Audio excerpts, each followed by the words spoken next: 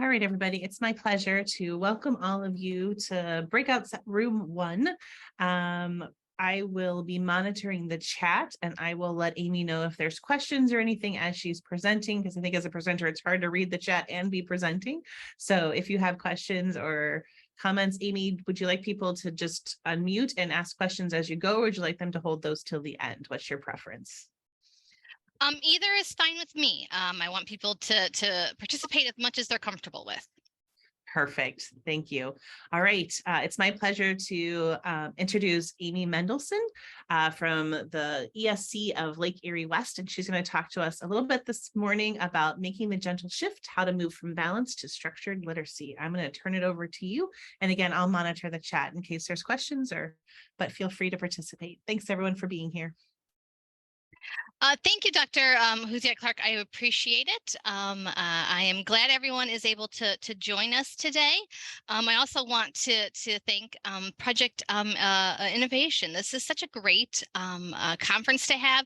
I present at conferences in various places, and it's always so great when we can do something local because we have so much amazing talent that's right here. And so when we can showcase the amazing presenters and you guys can share your thoughts and just some of the comments that I heard on our opening session, it's just so great. So I just want to tell you I am so grateful for this opportunity to present here, and I'm so glad that we are putting this on. And I hope this is a conference we can keep going for many years because I think it's great.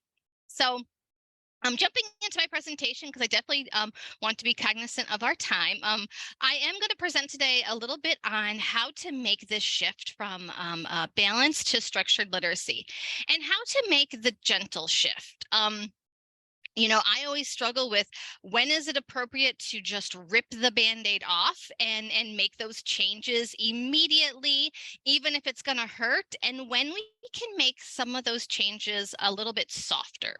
And so what I'm presenting on today is a little bit of the information about structured literacy and balanced literacy, but it's also just my observations from being out in the field and helping teachers make this shift.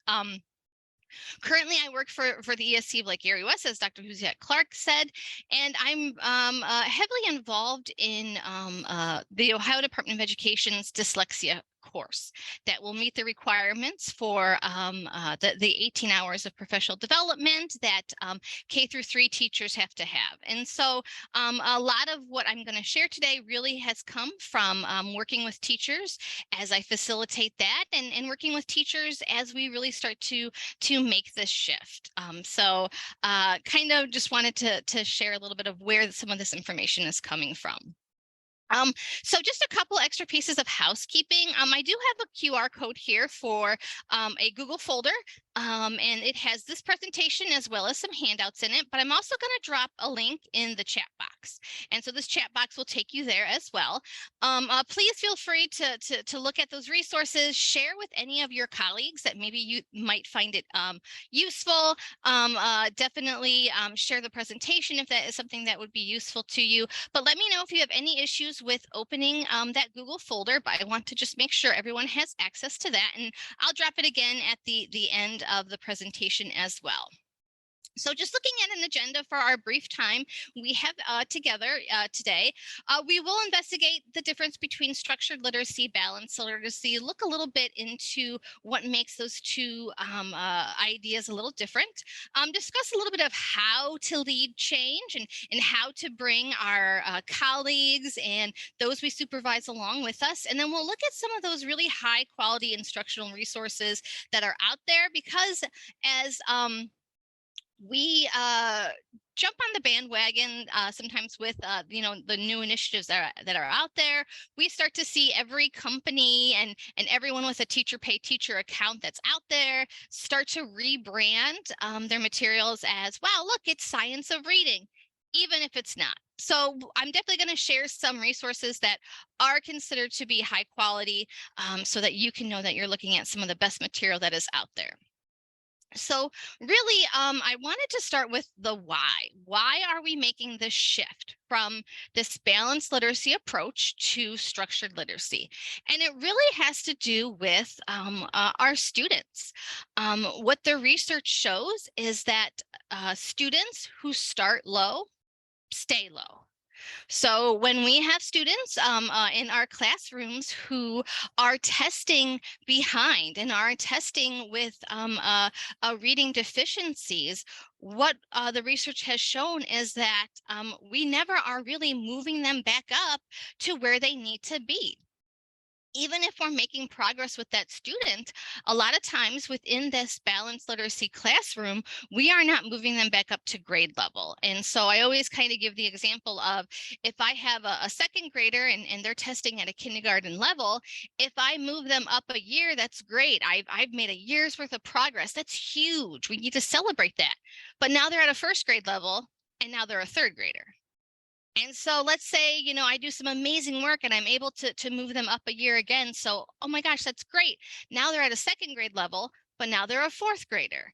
And so when the research has showed us within this balanced literacy environment, students, when they were low, we weren't moving them back up to grade level, and we weren't doing it in an expedited manner that was actually going to benefit them. And so we definitely had to start looking at what does the research shows us, what are we doing or what can we do differently in our classrooms to actually start to really close that achievement gap. Another why is really just looking at some of that testing data that's out there. And so this is the current NAEP reading assessment scores. And so looking at these scores from this National Assessment of Educational Progress, the 2022 scores showed us that 32% of fourth grade students were proficient on their reading assessment with the NAEP. So that's 32% of students nationally who were proficient in reading. I hear a lot, well, it's because of the pandemic, and that's definitely true. That pandemic definitely has had an impact on students' reading achievement. But if you look at the scores from 2019, so before the pandemic, this is actually from the fall, right before school shut down, we were only at a 35%. So it wasn't like we were doing excellent before the pandemic and then all of a sudden it crashed with the pandemic. We really weren't making the scores we needed to see before the pandemic. So yes, the pandemic has had an effect, but it's not that big of an effect as we would like to think. Scores on the National Assessment of Educational Progress have always been low. And so we definitely have years worth of data to show that we just aren't making progress with moving our students up into being proficient readers. Another piece of research I like to share is looking at reading problems due to decoding. I think this graphic really kind of shows the detriment to our older students when they are starting out low in our K-3 environment. So 95% of students in kindergarten through third grade, when they have a reading problem, it's due to decoding. And at that level, if we do not fix that problem and we do not give these students the strategies and the lessons that they need to actually improve their decoding skills, by the time they're in fourth and fifth grade, 67% are still having reading problems. And then even into fifth and eighth grade, 48%. If we are not fixing that problem and we are not helping these students, 48% are still having reading problems. And so when we look at what we are doing with our students in this K-3 classrooms, we really have to make sure that we are solving these reading problems. We are using the best practices, the best curriculums that are out there, so that when these students are in fifth to eighth grade, 50% of them still aren't having issues. And so it's very incumbent on us as educators to make sure that we are using the best practices and the best curriculums and introducing those to our teachers as well. And so just a couple questions I'm going to ask you, and feel free just to drop your answers in the chat box. But what percentage of students do you think will require code-based, explicit, systematic, and sequential instruction with intensive repetition in order to learn to read? So just drop the letter in the chat box, whatever you think it would be. Is it 5%, 10%, 35%, or 50%? Brent said 35%. Thank you very much for that. Tracy said C. I see lots of C's coming in. Okay. So thank you for all of those who participated. I always like to thank people for participation because it is early on a Saturday, and I know it can be definitely hard sometimes to participate. So thank you so much for your participation. But the actual answer is actually D. It's actually 50%. So actually 50% of students, when they're learning to read, are going to need some kind of code-based, explicit, systematic, sequential instruction that has this repeated repetition over and over and over again. So it's 50% of these students. Okay, so the next question looks very familiar, but it adds this diagnostic instruction to it. So again, which percent of students will require code-based, explicit, systematic, sequential, and diagnostic instruction with intensive repetition in order to learn to read? What do you think it is? 5%, 10%, or 35%?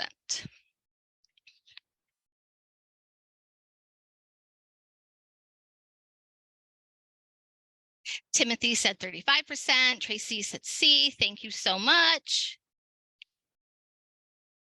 Dawn said D. Perfect.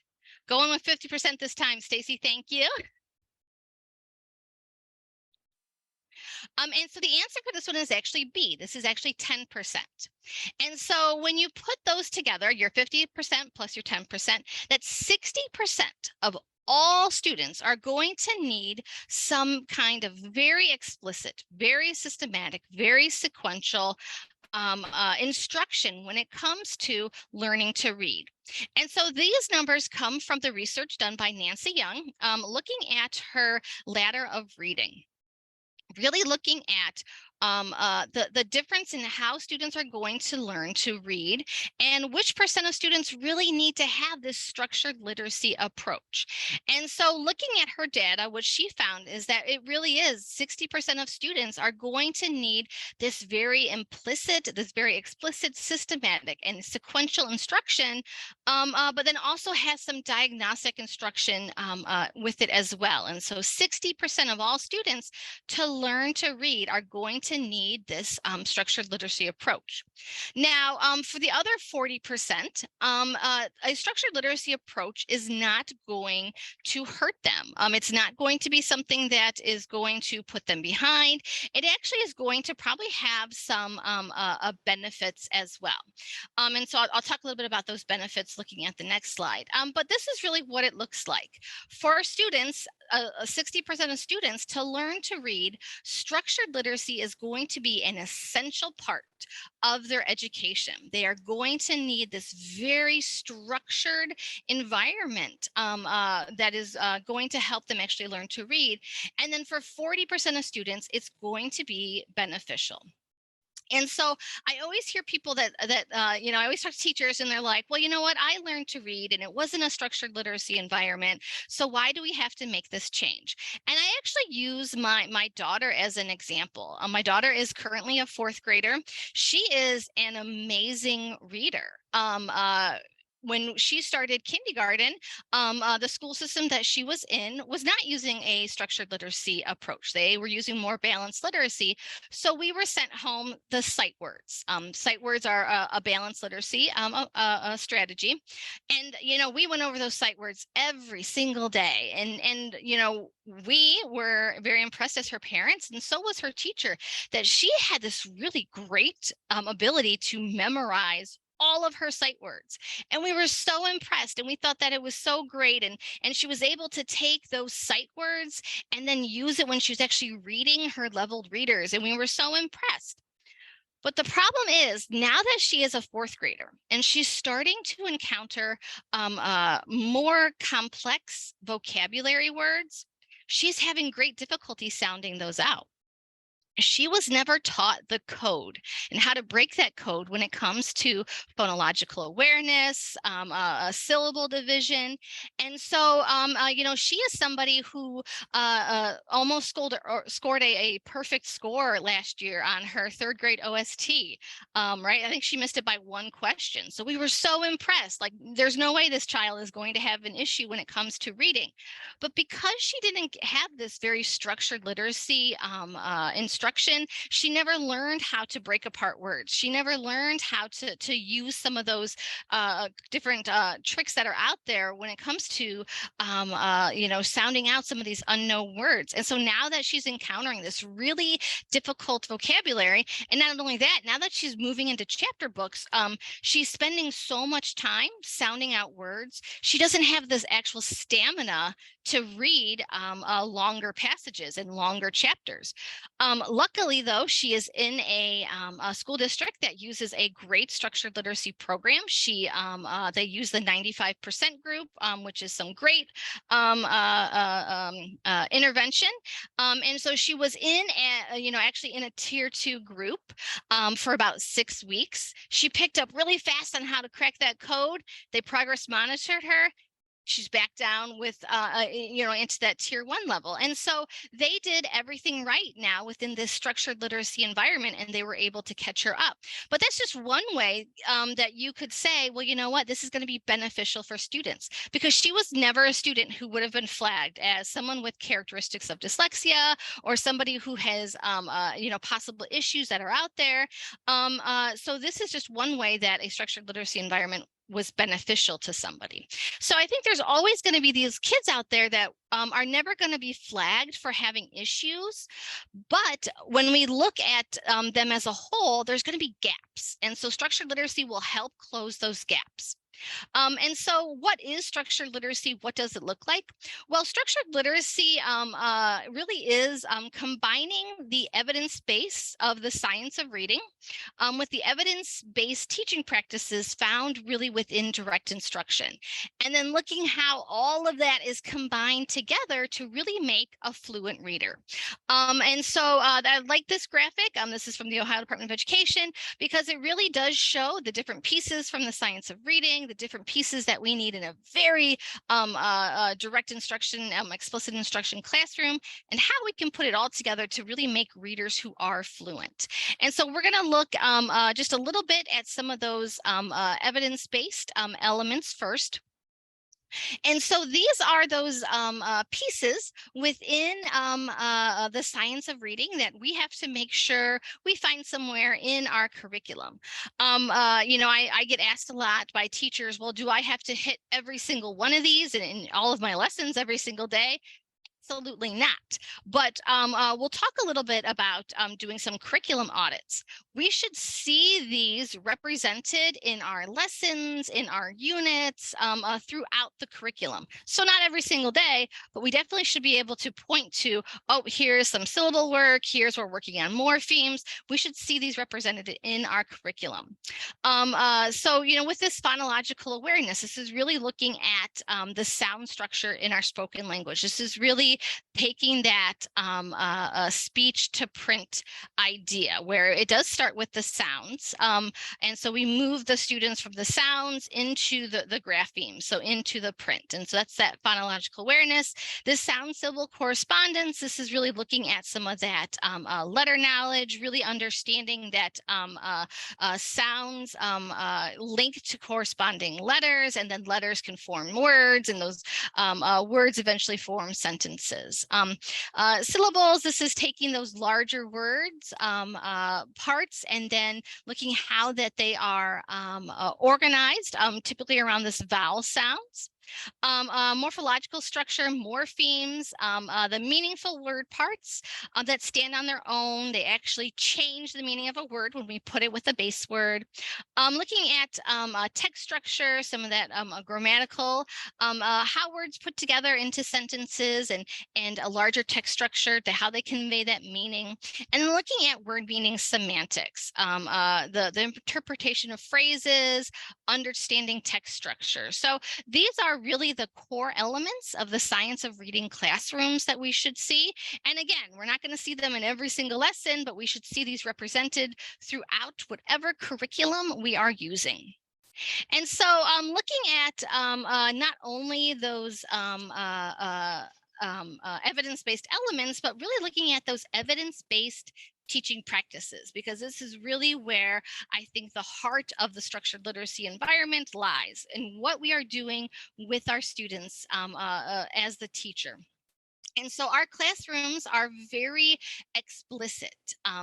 This is where we're not seeing a lot of independent work necessarily from our students in the beginning. In our K through 2, K through 3 classrooms, it's very teacher-led instruction. And for many of us, this is very different.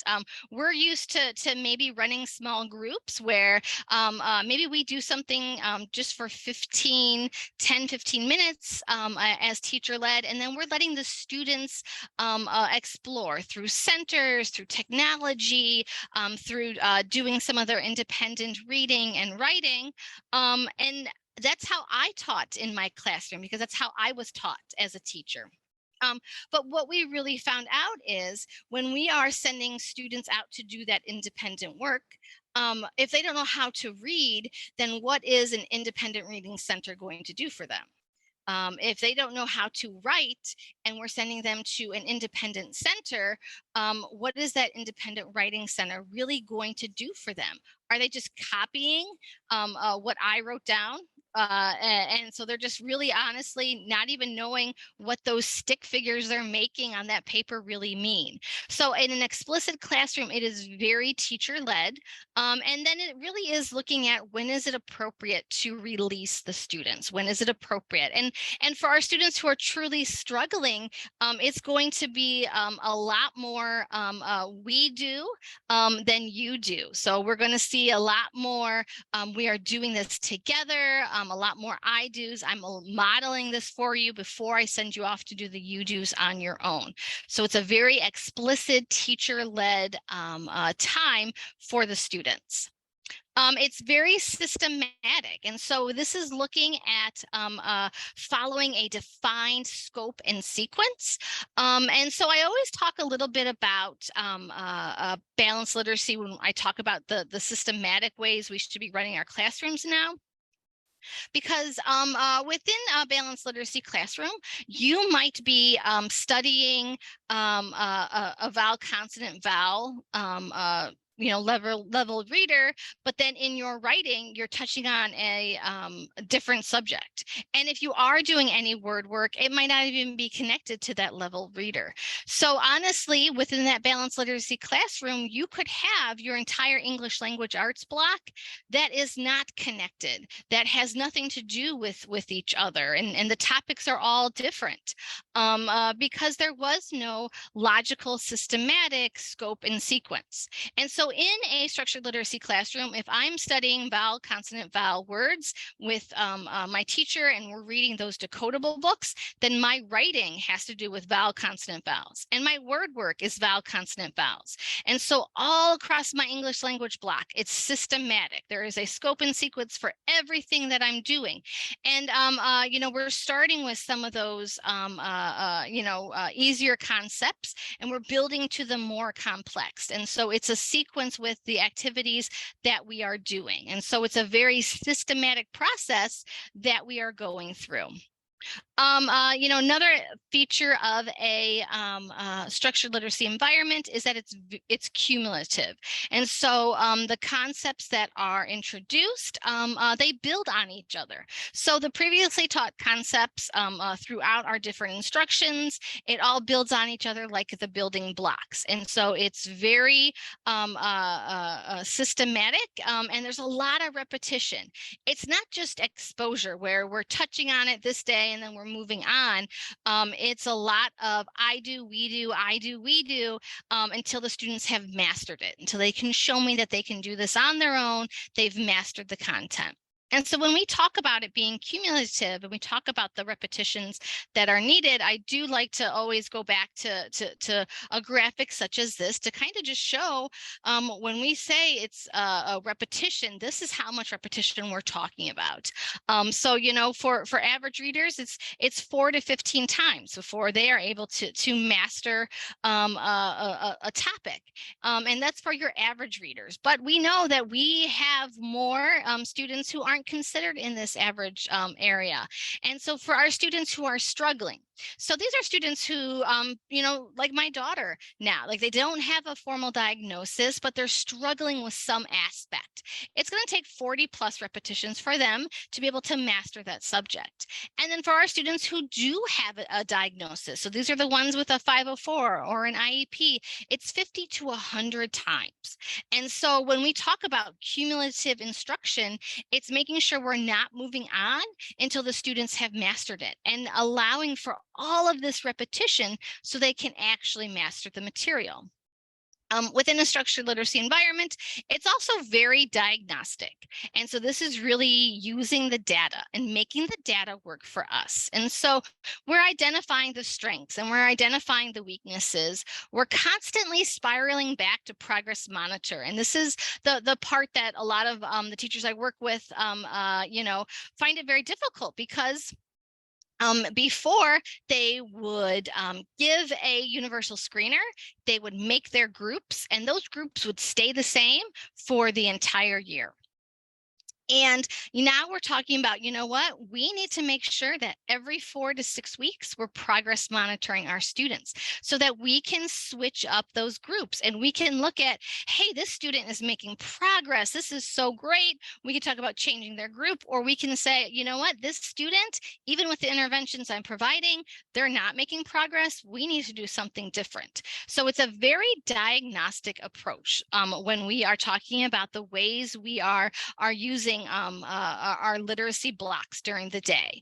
And so those are the kind of the parts of structured literacy, those evidence-based elements of that science of reading, those evidence-based teaching practices that we know really are best practices, and putting those all together to make a fluent reader.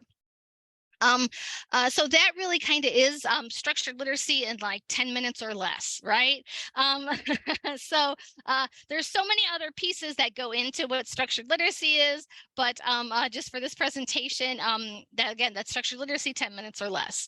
But looking at the balanced literacy classroom, looking at what my classrooms was like when I was a student, but also what my classroom was like when I first started teaching, because this really was the teaching method that we used and we were taught as teacher educators.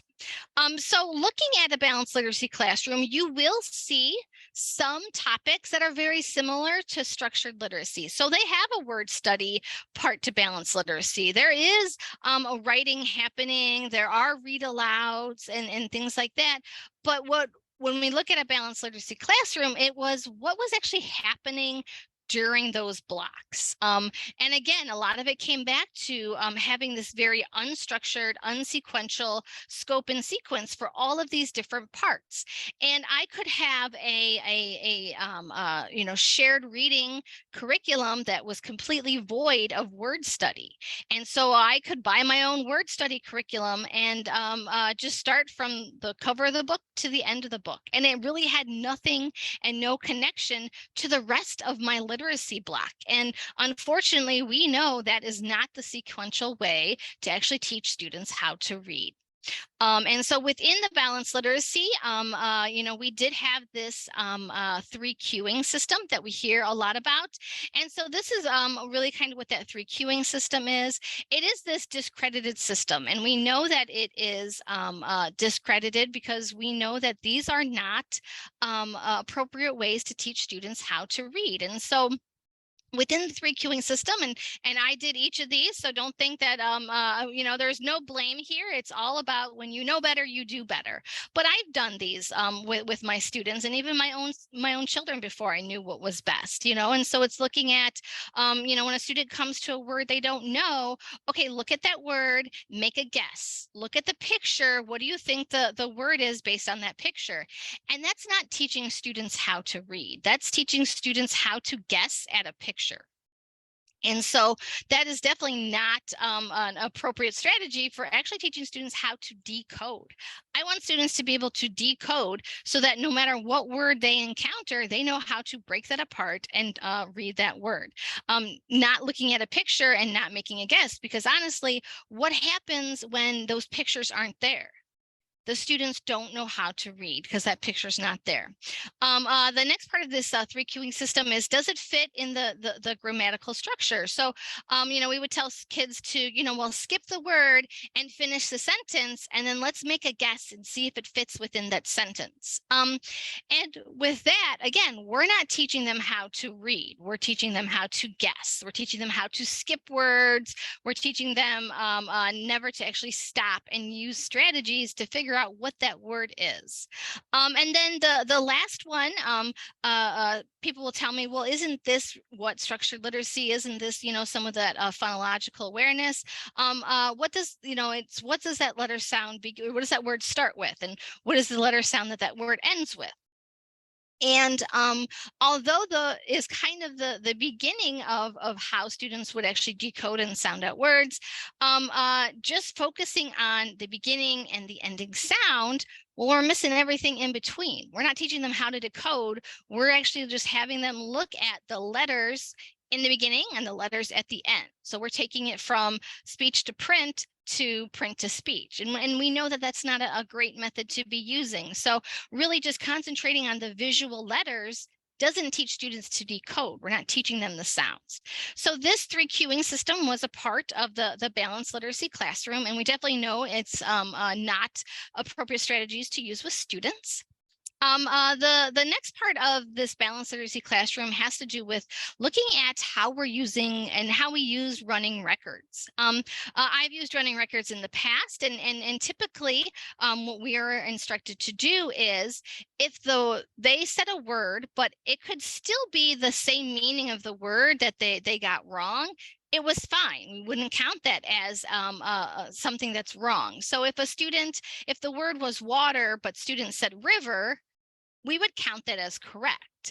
Well, they didn't read the word. They saw the word. Yes, they made a connection, and they knew, somewhere within this orthographic mapping that, hey, water, river, it's similar, it's river.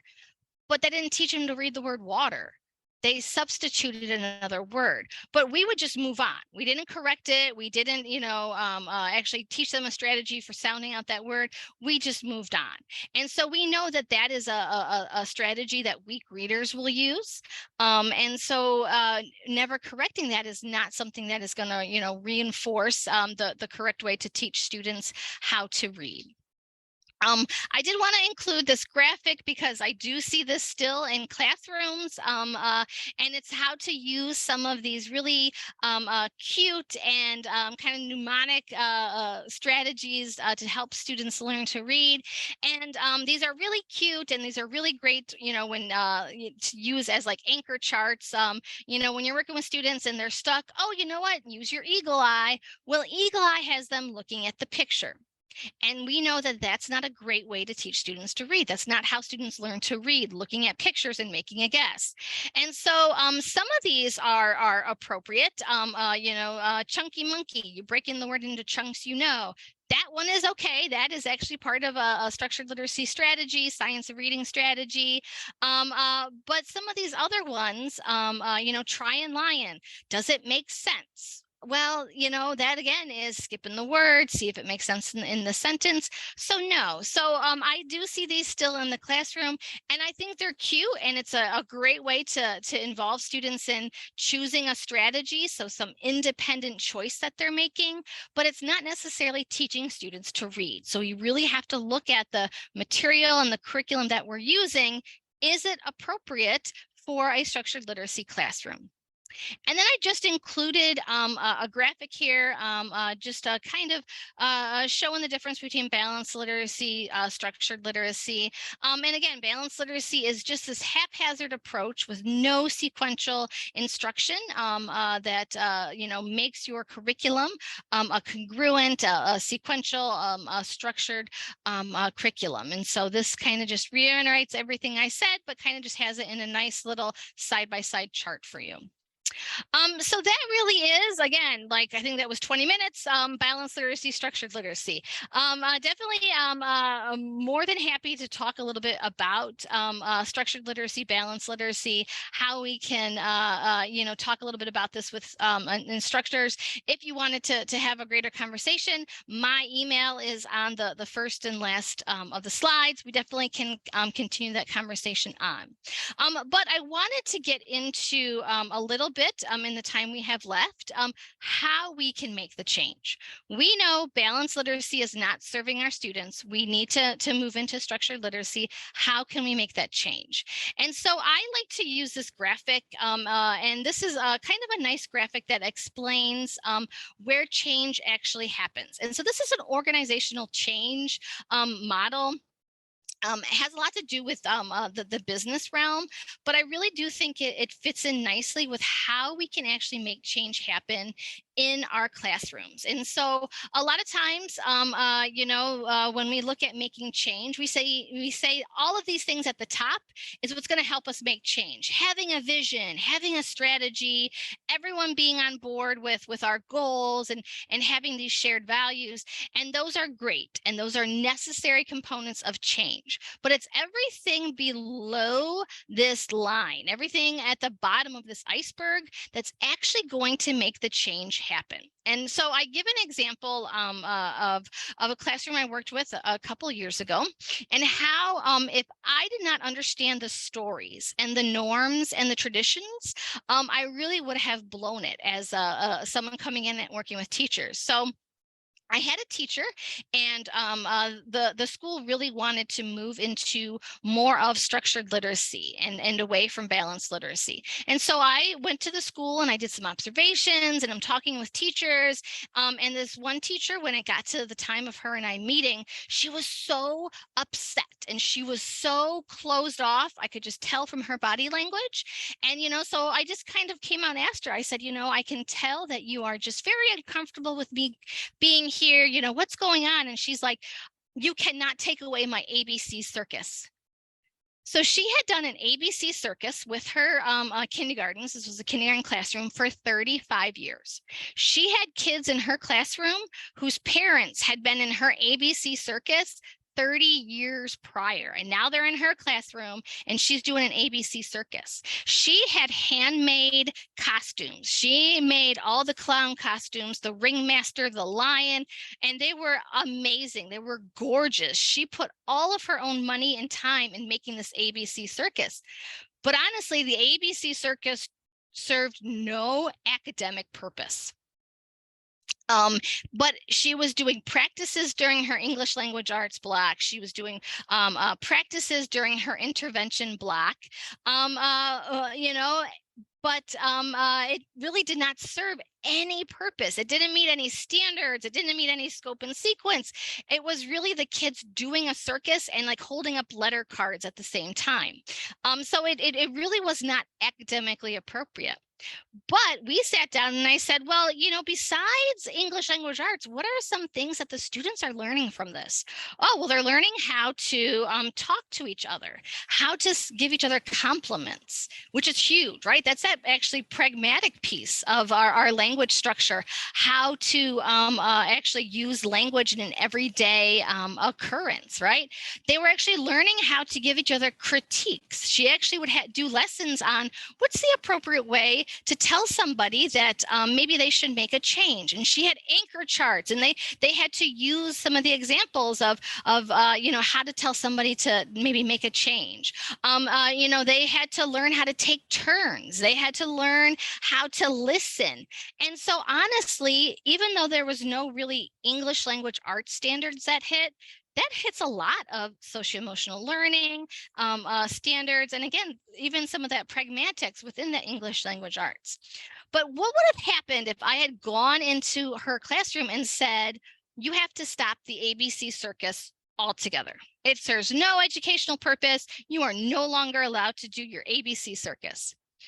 I don't think I would be here today, right? Not only would that teacher probably have hurt me, but the parents would have hurt me, because this was something that was expected at that school every single year. This was a tradition that people looked forward to every single year. The PTO bought lunch for everybody. They came back in and had a giant celebration. It was amazing to see your kindergarten baby doing the ABC circus, right? So if I had gone into that school and I had just said, you know what, we're done. We're no longer doing this ABC circus. It's not science of reading based. It's not structured reading based. It doesn't fit any of our standards. We're done. But that's not the way you make change. You have to appreciate those traditions. You have to appreciate those stories and figure out how to fit it into the change you need to make. And so when we talk about change, we have to realize change can take years to make. And there's some things that we don't change quickly, and there's some things we don't change at all. But then there are some changes that we have to make rapidly. And so just within the next 5 minutes that I have left, I do want to share some ways that we can make maybe some rapid change that's not going to ruin some of these traditions, ruin some of these stories, and really turn teachers off from actually listening when we tell them, we really have to make some of this change.